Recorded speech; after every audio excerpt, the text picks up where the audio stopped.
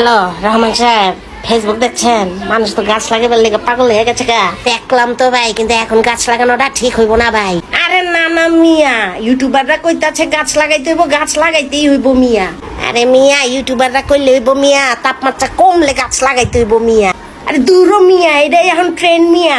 আহা মিয়া, কামের কাম করতে হইব মিয়া, ইউটিউবার কথা বইয়া বেশ শুনলে হইব মিয়া। এই গরম গেলে আর কেউ গাছ লাগাইব মিয়া?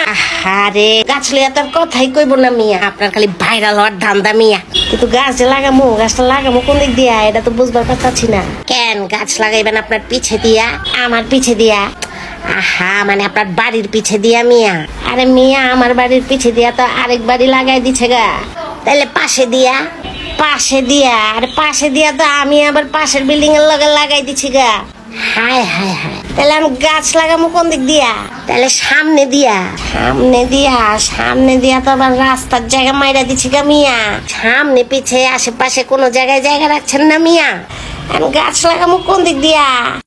এমনি যে জায়গা না ছেড়া বাড়িঘর তুলছেন, কেউ কিছু কয় নাই মিয়া? আমারে কেউ কিছু কইব মানে? আমারে কিছু কইবার সাহস আছে কারো? কিছু কইবার আইলে তো পয়সা খাওয়াই দেবো মিয়া। কি কর মিয়া? পয়সা খাওয়ালে কেউ কিছু কয় না মিয়া। হায় হায়, দারুণ বুদ্ধি মিয়া। কিন্তু আমি গাছ লাগামো কোন দিক দিয়া? আমিও তো ভাবতাছি গাছটা লাগামো কোন দিক দিয়া।